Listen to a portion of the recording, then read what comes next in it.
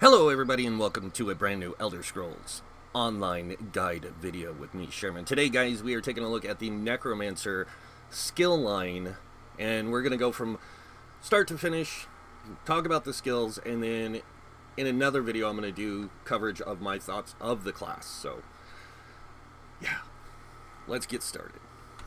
So starting with the three skill lines, we have Gravelord, which is the DPS skill line. Then you have Bone Tyrant, which is geared more for tanking, and then you have Living Death, which is geared more towards healing. So, starting with the first skill, the ultimate ability in the Gravelord line is Frozen Colossus. Now, this is a really interesting ability because unleashes a frostbitten frostbitten flesh Colossus to pulverize enemies in the area. The Colossus smashes the ground 3 times over 3 seconds, dealing 9,148 frost damage with each smash. Each smash applies major vulnerability to any enemy hit for 3 seconds, increasing their damage taken by 30%. So, really interesting that they put major vulnerability on an ultimate in this class line because it's such a powerful ultimate. So, yeah, really cool. So, taking a look at the two morphs, it does have a physical damage morph and a magicka damage morph. So the physical damage morph is the Pestilence Colossus. Now this one is really cool. I like this one myself. Unleash a pestilent flesh Colossus to pulverize enemies in the area. The Colossus smashes the ground 3 times over 3 seconds, dealing, and I'm going to put X in here, X amount of damage, X amount of damage, and X amount of disease damage. The first, second, and third smash. So it grows in strength with each smash. On top of that, it still has the major vulnerability for 3 seconds, and it's just pretty powerful. So the next one is Glacial Colossus. And this one, the final smash will stun all enemies hit for 3 seconds. So it'll smash the ground for 3 seconds, doing X amount of damage, and then on the final one it does a 3-second stun. It still applies that major vulnerability and stuff. It's just a really powerful, like, this is a really powerful ultimate, so it's really nice. Alright, moving on to the next skill, which is Flame Skull. This is the first skill you will unlock in the skill line. And Flame Skull, lob an explosive skull at an enemy, dealing X amount of flame damage. Every third cast of the ability deals 20% increased damage. Now it takes 1 skill point, of course, to upgrade it to the next morph, and there is 2 morphs. The first one being a stamina morph, which is Venom Skull, and this is why I like the Necromancer's damage tree, is because a lot of the abilities have both magic and stamina in there, and it's really powerful. So this one converts into a stamina ability and deals poison damage. Casting any Necromancer ability counts towards the third cast. So unlike the original Flame Skull, where you got to cast it 3 times, this one, any Necromancer ability you cast is considered part of the third cast. So you can cast any this and any other 2 Necromancer abilities, come back to this one, the third one, and gets that 20% increased damage. It's really, really powerful. So while slotted, you get that extra damage, and it's a stamina ability, and it's a really cheap cost stamina ability, which I like. The next one is Ricochet Skull. Kind of in a different place here, but we'll go on. So the third cast of this skull bounces to other nearby enemies. So when you cast this would have to be a spammable. So when you get to that third cast, like cast it, light attack, cast it, light attack, cast it on that third cast. It'll hit the target and then bounce to 2 others. Really interesting one there. Not a big fan of it, but I do like it. Next up we have Bone Blast. Bone Blast is or Blast Bones, sorry. I like to call it Bone Blast because that's pretty much what I'm about. Blast Bones is pretty cool too. So Blast Bones, summon a flaming skeleton from the ground. After 2.5 seconds, the skeleton runs after the target and explodes when it gets close to them, dealing X amount of flame damage to all enemies nearby. It creates a corpse on death, which is really, really nice. Because the reason why it's really nice is anything that gives you corpses is beneficial to the class itself. And the 2 morphs, again, a stamina and a magicka. Starting with the stamina morph, we have Blighted Bones, and this one converts into a stamina ability that deals disease damage, reducing healing received on enemies hit. So it will deal Damage when it explodes, it deals disease damage instead of fire damage. And then on top of that, you apply Major Defile on the enemy for 4 seconds, reducing their healing received by 30%. So it's a really good ability, both in PvE and PvP. PvE mainly because it does a lot of damage, and PvP mainly because it's going to get that Major Defile on there, and it's pretty interesting. And it does leave a corpse. The next ability is the other morph, Magica Morph, which is Stalking Bones. And this one, the skeleton deals more damage the longer it chases the target. So this one is just a bigger damage ability. But the thing is that you have to be at range to make this work really well. So if you're playing like a stamina DPS and you're using dual wield and bow, like this is a bad ability to have on your bar. I mean, it's a bad ability if you're playing like a Magica DPS, but you're playing like a close range one. This isn't a great ability, but if you're at ranged, it works out really well. That's what I meant to say. All right, moving on to the next ability, we have Boneyard. Boneyard is a really awesome ability. So this one, desecrate the ground at the target location, dealing 18,216 frost damage over 10 seconds. It consumes a corpse on cast to deal 20% more damage. So if you send in a Blast Bones and then drop this right afterwards, it's going to get 20% more damage. It's really powerful. An ally standing in the graveyard can activate the Grave Robber Synergy, dealing 9,724 frost damage to enemies in the area and healing you for the damage done.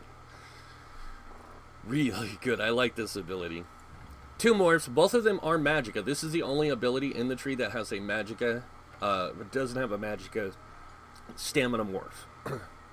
So starting with the first one, we have Unnerving Boneyard. Now this one reduces the resistance of enemies in the area.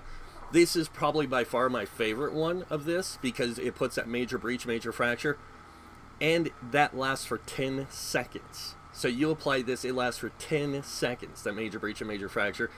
It still gets the synergy, it still gets that 20% more damage if there's an enemy in, or a corpse in the area when you activate it.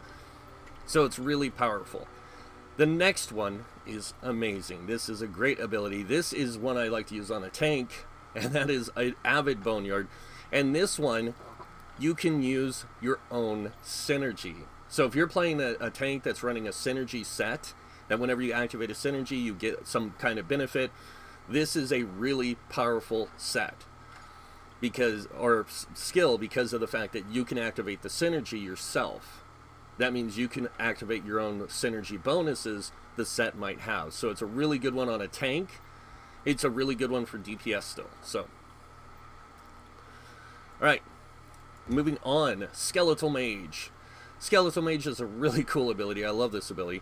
Unearth a Skeletal Mage from the dirt to fight by your side for 16 seconds. The mage attacks the closest enemy every 2 seconds, dealing X amount of damage, and it does create a corpse on death. Now, this does have a Magica Stamina Morph. We're going to start with the Stamina Morph, Skeletal Archer. Now, this one converts to a Stamina ability and deals physical damage. The Archer deals more damage with each attack, so it gets stacking damage every attack by 10%. Now, it attacks every 2 seconds, so it will go up to 80% more damage. So it's really, really nice. The next one is the Skeletal Arcanist. And now I like the Skeletal Arcanist personally because I like the way it works. This one deals damage to all enemies around the initial target. Now what happens is it'll fire out, it'll hit the enemy, and then in a 4-meter radius it does damage around them. So basically anywhere around them it's doing damage. It's really nice. Alright, moving on to the last ability, Shocking Siphon. Now, this is a really interesting ability because of how it works. Now, this one requires you to have a corpse on the ground, but violently drain the last spark of life from a corpse, dealing 17,748. Now, you got to remember that damage number does change, so I should use an X value there. So it deals X amount of shock damage over 12 seconds to all enemies around the corpse and between you and the corpse. So wherever the beam is that you connect to the corpse, that thing is going to do damage as well. And while you have this slotted, it does you do 3% more damage. So really cool. Now taking a look at the morphs, we have a Stamina Morph, Detonating Siphon. So this one converts into a stamina ability and deals disease damage. The corpse explodes at the end of the Siphon, dealing additional damage. So it does 19,000 damage, as you can see, a lot more. So it does X amount of damage over 12 seconds, again, and it still does that beam. But if the Siphon lasts the full duration, it causes the corpse to explode, dealing X disease damage to all enemies around it. It's just really insanely powerful. It's really great for trash fights. Like, take out that first enemy in a trash fight, get them all packed up, boom. It's great. Next ability is Mystic Siphon. Now, I like this ability, but at the same time, it's really good for Magicka DPS. You restore 2,736 Magicka over 12 seconds while siphoning the corpse. While slotted, your damage done, of course, is increased by 3%. But it's that fact that you get Magicka back for the corpse. So it's really nice for Magicka DPS. I don't know how well it works for sustaining, because you're talking about... yeah. Alright. Passive abilities. Starting with the first one, reusable parts. This one, when an enemy dies within 4 seconds of being damaged by one of your Necromancer abilities, your next Blast Bones, Skeletal Mage, or Spirit Mender cast is free. So it's really good. Like, if an enemy dies within 4 seconds, you can get one of those abilities casted for free. Not sure, like, how I feel about it, but I've never noticed it. So, Death Nail. Now this is really cool. Increases your critical strike chance against enemies under 25% health by 10% for each Gravelord ability slotted. So because the way I have mine set up, I get 20% more. And the nice thing about this is the more damage, or like the more lower health they get, the more damage you do, which is really nice. It's kind of like an execute without an execute. And it's a very small damage increase, but it's nice. Dismember.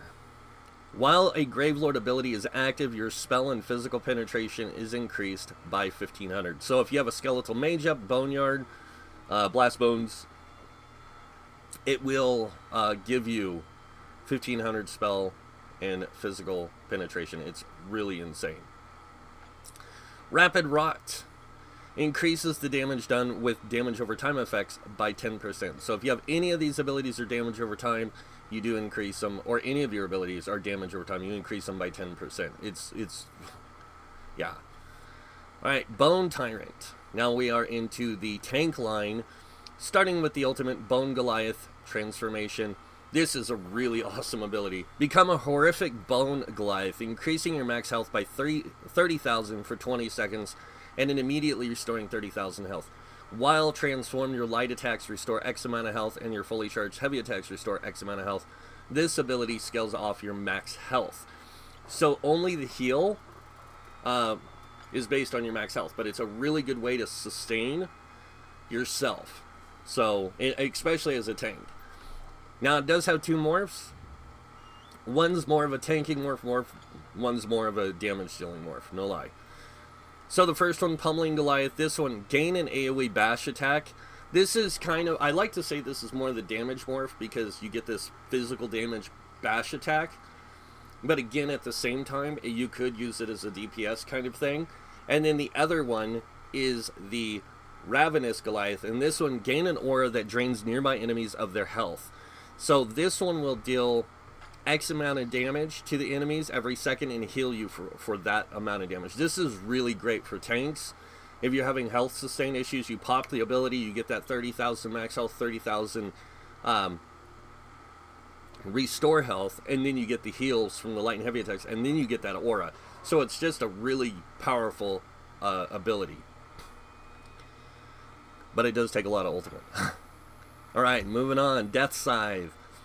Probably one of my favorite abilities for the DK tank, or a DK DPS. Death Scythe. Slice into your enemy's life force, dealing X amount of magic damage and healing for X amount for X amount for the first enemy hit. The heal grows in power by each additional enemy hit, up to 5 times. The portion of this ability scales off your max health. So, if I use this on an enemy, I will heal for like 3k health on one hit. But if I hit multiple enemies, I actually heal for a lot more. So it's a really, really powerful ability. It does have, interesting enough, a stamina and magicka morph. Starting with the Stamina Morph, this one converts to a Stamina ability and prevents healing done to your target. So this has the same effect as the heal absorption that one set does. I don't remember the name of the set, but there is a set out there that does that. So if you hit an enemy with this, it will take, they will lose 2,000 health for healing. So they can't be healed for 2,000 health. So it works really great in PvP. In PvE, it's a really good ability, especially on those boss fights or trash fights in dungeons where you have healers and stuff. So it still heals you for X amount of health and additional health for each enemy hit. Really good. Next one is a Magical Morph. This one is Hungry Scythe. Now this one gain a heal over time. So you get a heal, a 5-second heal over time. And both of these are based on max health. So that's why we say it's more of a tanking line than it is a DPS line. Bone Armor. Really great ability here. So this is your Major Ward, Major Resolve buff. This is going to increase your physical and spell resist by 5,280. But when the effect ends and it comes off, you gain a corpse. So you want to cast this and then keep it up. Like, keep it applied and let it wear off as a tank because of that corpse thing. Now, the next thing is the Morphs. And the Morphs are really cool. We have Beckoning Armor, one of my favorite abilities for a tank, because this one adds a pull to ranged targets. So while active, enemies that strike you with ranged attacks will be pulled to you once every 3 seconds. Now, if they change that time to 1.5 seconds, this would be better. But I don't know if they're going to. It's 3 seconds for now. But I love that one. The next one is Summoner's Armor. Now this is really good because while active, it reduces the cost of Blast Bones, Skeletal Mage, and Spirit Mender by 12 seconds. You still get the Major Ward, Major Resolve, and you get a corpse when it ends. So this is really good for casters, but it can also be really good for a tank as well. Next ability is Bitter Harvest. Sap the lingering life from a fresh corpse, granting 2 ultimate and healing 733 health every 1 second for 2 seconds. Per corpse consumed, this ability scales off your max health. While slotted, your damage taken is reduced by 3%. This class has a lot of damage reduction capabilities, but it has some other stuff that makes it just crazy, and we'll get to that in a second. So taking a look at the morphs, starting with the first one, we have Deaden Pain. Now this one gain major protection. So every time that you're siphoning health from an enemy and you're getting that ultimate, you're also getting major protection for those 2 seconds. So it's really nice, but at the same time it's very situational. So yeah, you have to have corpses. The next one is the one I really like, and that is Necrotic Potency. Now this one, you sap the lingering life from your corpses, granting you 6 ultimate and healing X amount every 1 second for 2 seconds per additional corpse. This scales off your max health, of course, and still gives you the reduced damage taken, but you gain more ultimate per corpse. So it's really crazy. Bone Totem, my next favorite ability in the skill line. So place a bone totem at your feet that gives minor protection to you and your allies for 8 seconds, reducing your damage taken by 8%. After 2 seconds, the totem instills fear in enemies, holding them in place for 4 seconds. The reason I like this ability, and I'm going to show you guys it real quick. The reason I like this ability is when you place it, it creates it on the ground in front of you in an 8-meter radius. So you get this little 8-meter radius circle around you, and after 2 seconds, all the enemies are feared. So it's really nice for that. But you also get that 8% damage reduction, which they took away from some of the other classes. So like the Templar had it, they don't have that anymore, so it sucks. But at the same time, this is why I like the Necromancer. Some of the things about the Necromancer. Now the 2 morphs of Bone Totem. Starting with the first one, Remote Totem. Now this one allows you to place it 28 meters away, up to 28 meters away. So you can place this anywhere. It's kind of nice. It's really good for casters, especially, I like to use this if I'm playing a healer, because then I can give my group that major protection, and then I also can do that fearing on enemies, especially in like trash packs. So Next ability is Agony Totem. This is the one I like to use if I'm playing a tank. This one, allies can activate a synergy to damage and apply minor vulnerability to enemies. Now that's the great thing. And this lasts for 5 seconds. So when I place it down, an ally can come over and synergize it and get that pure agony, causing enemies to take 7,002 magic damage over 5 seconds and applying minor vulnerability to them for the duration, increasing their damage taken by 8%. This is the one I really like for a tank, because if you're tanking, and I'm going to go ahead and set it up, if you're tanking, let's say I'm going to tank something, I'm going to go down here and do the precursor guy, and I'm tanking it, and I drop this down, boom, he's going to start taking, he's going to get that fear, and then if somebody comes up and synergizes it, they're going to take damage. And that's why I like it so much, is because somebody can synergize that, and it's another synergy that a tank has the ability to place out. Alright, next ability, Grave Grasp. Now this is a really interesting one. Summon 3 packs of Skeletal Claws from the ground in front of you, snaring your enemies by 50% for 5 seconds, and inflicting minor maim for 5 seconds, reducing their damage taken by 15%. The reason I find this really interesting is the morphs. So we do have 2 morphs. The first one snares or immobilizes enemies for 3.1 seconds, but it only does 1 enemy in each area. So this actually, the way this works is when you cast this ability, this will put down 3 patches in front of you. With the first one, the first morph, each of those patches that gets placed can snare an enemy for 3 seconds. So if you have them lined up really good, you can just like snare 3 enemies really well. It's really powerful too. The next one is Empowering Grip. Now this empowers allies and strengthens your summons. So if you have any summons out in front of you when you cast this, not only will you empower your allies, you empower them as well. You can empower the Skeletal Mage and the Mender by 40% for 5 seconds, or you can give empower to your allies for 5 seconds, increasing the damage of their next light attack by 40%. So it's a really, really powerful ability, and really great for support in a big way. Alright, moving on. Starting with the first passive, we have Death Gleaning. Now this one, whenever an enemy you are in combat with dies within 28 meters of you, restore 100 magicka and stamina. This effect can occur once every 2 seconds. It's really powerful.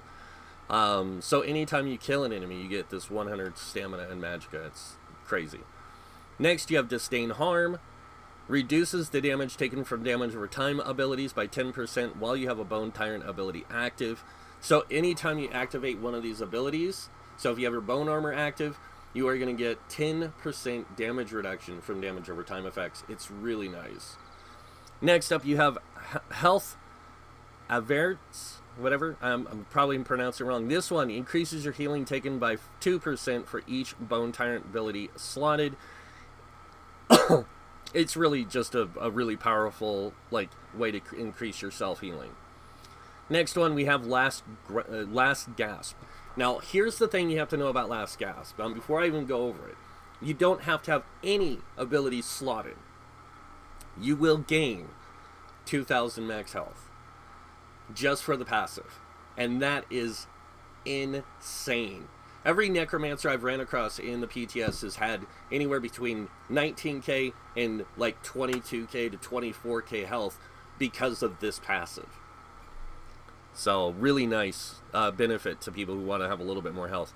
Now moving on to the Living Death. This is the healer tree, and this is probably the most interesting tree in the Necromancer's arsenal. Starting with Reanimate the Ultimate. This one, bring your allies back from the brink of death, resurrecting up to 3 allies at the target location. And this is instant res. So when you cast this, it'll instantly res 3 of your party members without any resurrection ghost thing. So the 2 morphs, starting with the first one, Renewing Animation. Restore magicka and stamina for each ally you resurrect. It's really nice. You get 5k magicka and stamina for each ally. It's ridiculous, but it's really nice. The next one is Animate Blast Bones. So what this will do, for each ally you revive, you summon, you'll consume 3 corpses in that area, and summon Blast Bones for each corpse summoned. It's okay. I like the first one better, but this one's really nice if you're trying to get some extra damage in there. Next, we have Render Flesh. This is the first of the heal abilities.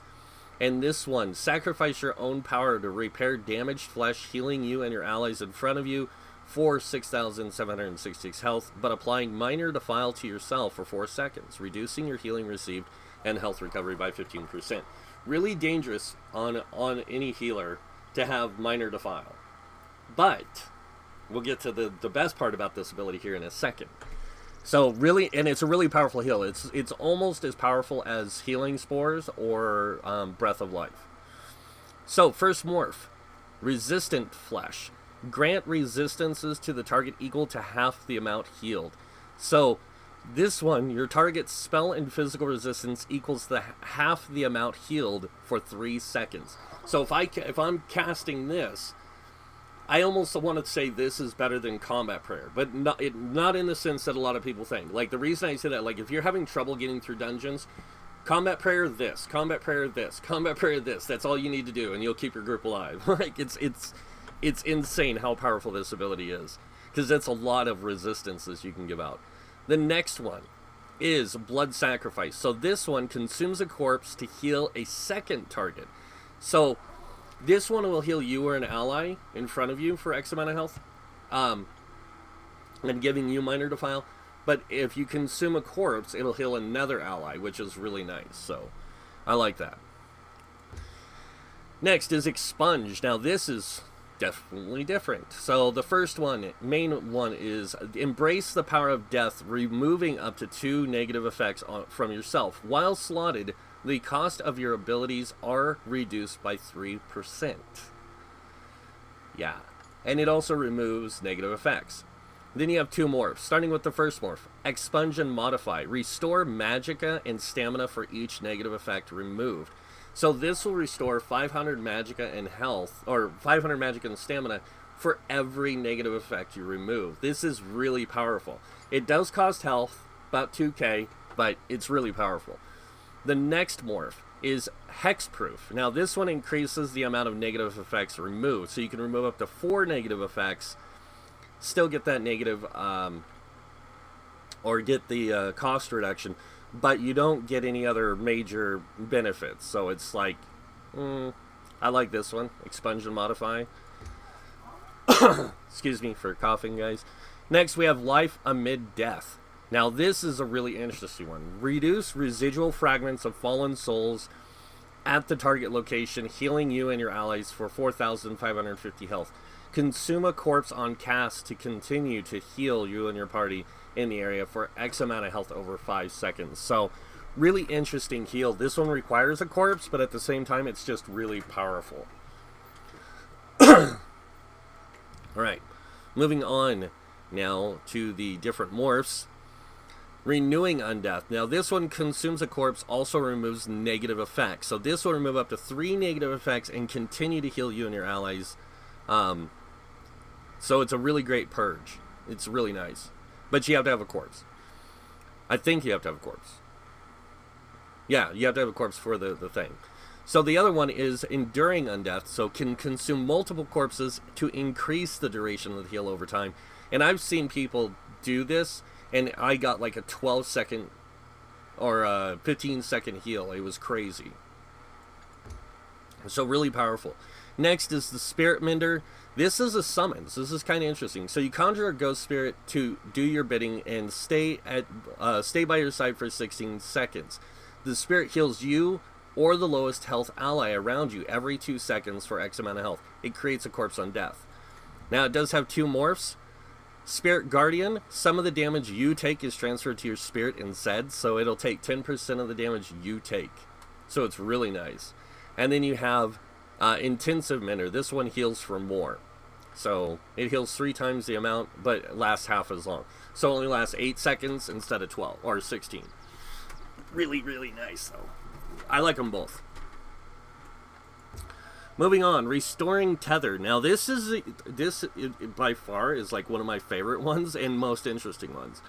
So Restoring Tether. Siphon the last remnants of life from a corpse to heal for well, X amount of health over 12 seconds to yourself and all allies between you and that corpse. While slotted, your healing is done is increased by 3%. The reason I say it's really interesting is because it's like the damage spell that you get, but instead it heals. So it's really crazy.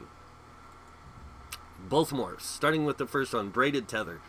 This one also heals allies in a radius around you. So it has a 28-meter range around you, and they are healed for the course of the thing. So it's really nice. I like this one. The other morph is Mortal Coil, and this one you restore stamina while siphoning the corpse. So I like this one because I like to use it with a tank. Because if you're bound armor, your armor drops off, you can fire this off, and you get a heal over time for you and your allies as long as they're within the range of that corpse, and it tethers you to it. So, and it gives you that stamina back over 12 seconds. It's really pretty nice. All right, taking a look at the passives now, and this is where I was mentioning this Render Flesh is going to become really powerful. Jared of Curse. While you have a negative effect on you, your healing done is increased by 8%. So this one reduces the healing you receive by 15%. But then on top of that, it also gives you that 8% healing done. So you actually get really powerful heals because of it. Because of casting that one ability. The next one is Near Death Experience. This one, while you have a Living Death ability slotted, your critical strike chance with all healing abilities is increased by 20% in proportion to the severity of the target's wounds. So, not only do you get better healing, 8% healing done, you also get 20% increased critical strike chance. So it increases the power of the heal if it crit heals. So it's really, really crazy. Next, you have Corpse Consumption. This is my favorite. When you use an ability on a corpse, you generate 10 ultimate. This effect can occur once every 16 seconds. It's a really great way to gain ultimate, especially if you're using the morph of this that gives this one, the Mortal Coil, which restores stamina on a tank, because then you get 10 ultimate every 16 seconds. So once your armor comes off, and you can activate it for synergy, then you cast this the restoring tether in that Mortal Coil morph, and then you get 10 ultimate. So, and you could do that because the armor lasts 17 seconds. 1 second more than this thing has. So it's really nice. Every 16 or 17 seconds, I'm getting 10 ultimate. Next, Undead Confederate. Now this is really cool.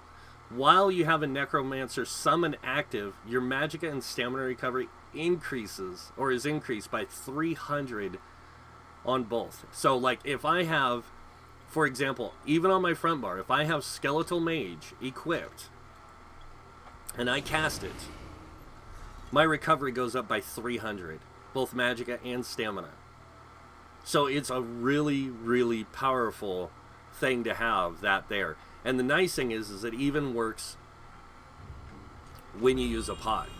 So I still gain that, and you saw it drop off. So if I cast my thing, I still get that really high magicka stamina recovery. So it's a really, really good one to have for like sustaining. It's really nice. I love having it. I like using the Mender on my healers because I get that super high stamina magicka recovery all the time. In fact, I think on my healer test I had something like 3,400 stamina or magic recovery with like 900 stamina recovery. All right, moving on now to we're not moving on, but that was it for the skill lines and the passives and all the skills. And kind of want to give a quick thing out there to you guys. So if you guys are wondering, yes, on the PTS, the Necromancer skills, some of them are bugged right now, but they're still gonna generally do the same thing. It's just they're probably gonna get, some of them are gonna get toned down and adjusted. So, but that's pretty much it for this guide video, guys. I hope you guys like it. If you do, you know what's coming next. Hit that like button if you want to. Other than that, thank you all. Hit the like button. Other than that, If you want to subscribe, go ahead, you can. And then, of course, you know what's coming next. I want to thank you all for watching. Until next time, have a wonderful day. And this guy might watch you in-game. Or might see you in-game. No, I'm not going to watch you guys. That would be weird. That would be stalkerish. You guys get what I'm saying. Bye.